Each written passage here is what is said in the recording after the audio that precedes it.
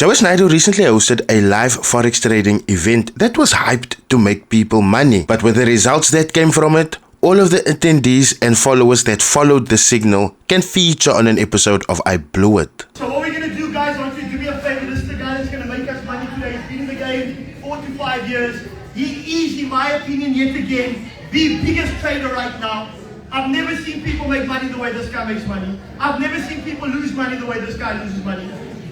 But he comes back every single day. He told me one secret. I said, Josh, what's your secret, bro? He said, Diddy, every day I'm just there again.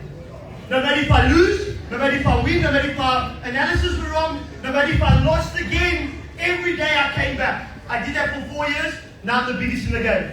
So let's stand up and give a round of applause for the one, the only, J Money Joash Naidoo. Somebody make some noise. Sure, I'm not sure about you guys, but that was the most cringe-worthy introduction that I've seen whole year. This guy is basically hyped up as the guru of this industry. But let's go forward. Either make money or we lose money today. Let's do it. Come on, guys. Isn't it great to be here? Who's ready to make some money? Again, like I say, this guy is hyped up to be the biggest forex trader in this industry. So let's continue. Guys, you don't sound like you want to make money, guys. Come on. So guys, first things first, right? Let me give you the outline of what's going to happen. Right now it's 2:50. We will take our NFP trade. I will give out my direction for NFP. Sorry, I mustn't go near the mic, eh? Sorry about that. So we will give out the NFP direction, my NFP bias at 310. Okay, and I'll explain to you why and how and all of that right now on the screen. So from now until 310, all we will be doing is doing the analysis of how we came into the NFP direction, my directional bias for today's NFP, December NFP, right? We will then take the trade around 310, between 310 and 315. That is the window of execution. So if you need to buy data, do it now. If you need to fund your account, do it now. If you need to put your... I can applaud him on that because he gave people a lowdown on how he's going to go about this. He told them that they're going to look at the ways of analysis so that they can get to the decision and placing the trade ultimately. So let's continue. Put your phone on charge. Please do it now because we have a strict window to take the trade between 310 and 315. Also, that is one of the first red flags. Obviously not the first, but that is one of the red flags that really stood out for me. If you want to deposit, you should do so now because at X amount of time, that is when we will. So people were basically pressed to make a deposit at a certain time or they would miss out on this opportunity to take a very profitable trade. So guys, is anybody not ready yet? Anybody needs to be helped, needs to fund their account, needs a... You see there? Again, people were pressed to make their deposits. All of those things. Anybody? We now will look at the chart and look at technically how we trade the NFP. Now, I used to trade the NFP for about 2 years fundamentally. And yes, it was profitable. Yes, I made money. The DXY is your feeler gauge for your NFP trade. Reason why is when you look at the DXY, you would find that between 60 to 80% of the time, the DXY moves inversely to indices, right? So inversely means that it moves in the opposite direction. So what we are doing now is we're breaking down the analysis in order to show you how we trade the NFP. Right, so a guy, I think by the, I'm not sure what's his name, but he put out a video, Joash Naidoo can't trade. So I said, why can't we trade live together in person and then we see who's right about it, right? So first of what is really funny to me is the fact that he is gonna place a US 30 trade based on what DXY does and not US 30. That is highly confusing to me. But also, I am the guy that made the video. I am the guy that said you cannot trade. And I stand by what I said. I have linked a video for you guys that you guys should go and check out. It is an interview that I did with an ex-client of Joash Naidoo quite some time ago. And basically, what this client was alleging in this interview is still happening today. It even happened here at this live trading event. But no one will talk about this guy's poor trading skills because everyone is too fixated and infatuated with a Ferrari that could have been bought with tithe money and Sunday collections at the church that this guy owns. Let's not act like that's a new thing that's happening in the ministry. But I digress. You said we will see who is right, no? So let's continue. Let's get to the bottom of it. So my direction currently for the DYX is for the NFP to push DYX to the bottom, downside.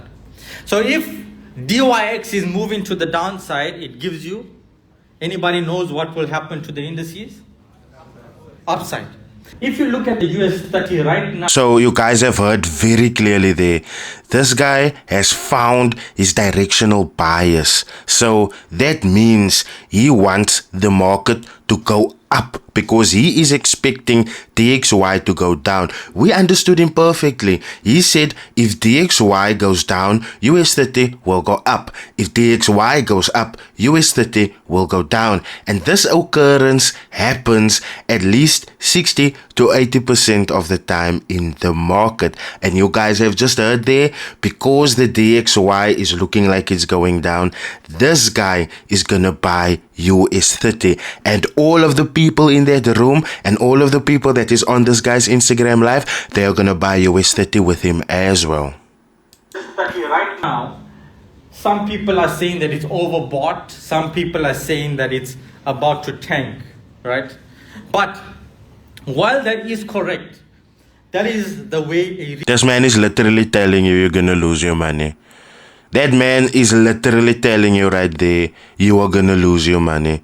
Because he just said it looks on an indicators list like it is overbought. People said it was overbought and it looks like it is going to tank.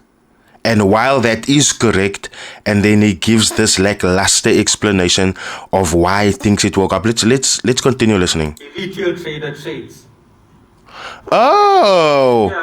Oh, so he's condescending as well. So basically what he means by that is the market is overbought, the market is gonna tank. That is how a retail trader trades. So he's making it seem like he's trading like the banks, like the hedge funds, like the people with the big money. Hey, this guy's getting himself into a lot of trouble. Looking for a completion of the information before we have a huge push to the downside. So guys, I now entering my trade.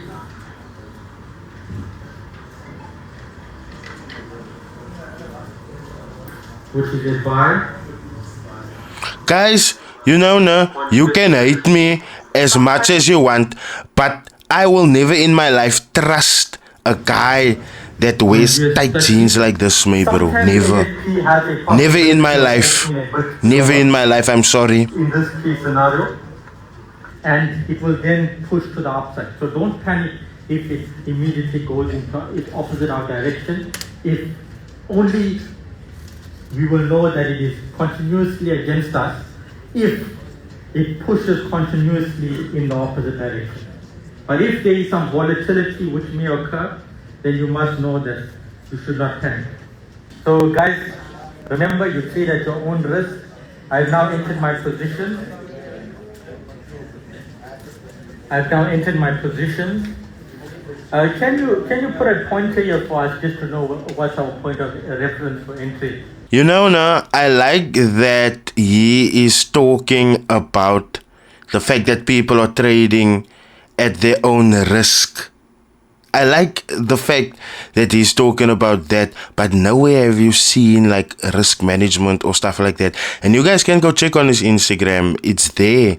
Nowhere risk management has been done. And how I know is because I watched this video back to front, because I need to be able to give a detailed and coherent commentary on what I'm seeing in front of me. And also, these are supposed millionaires. These guys are making thousands and thousands and thousands per month. But why are they running on the free version of TradingView? That is just, it's a head scratcher, and TradingView isn't even that expensive on their standards. It's the countdown, it's the countdown. Ah!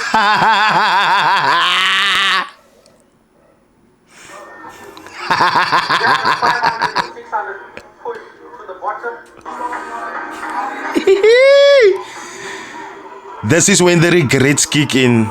This is when the regrets kick in. This is when everyone is asking each other, yeah, how much did you lose? How much did you lose?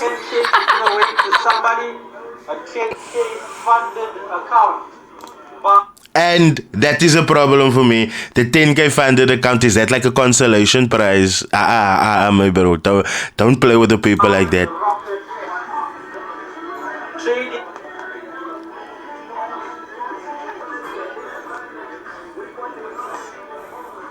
What the outcome is. So like I said, this full video is available on Joash's Instagram. You guys can go and find it there. But this is just really funny to me because not too long ago, Joash and Darren Dix, both of them, was challenged by Chris Dix to a trading challenge whereby people will be able to monitor their trading results, if you could call it that. But now we finally see why they have declined that public challenge, because they would have lost anyway. And I don't mean it rude, or I'm not gonna be condescending or anything like that, but to have just seen what have happened, man climbed in on a buy, people joined in with him, and then boom, the market tanked. Now what I've seen from certain comment sections is that people are thinking that because Joash Naidoo owns Rocket X, like they most said that they own Rocket X, which they actually don't, people think that the money are going to them. And you know, whether they own it, whether they do not own it, it's just highly disingenuous for this bruh to open an event like this and then have people join in on such a scale.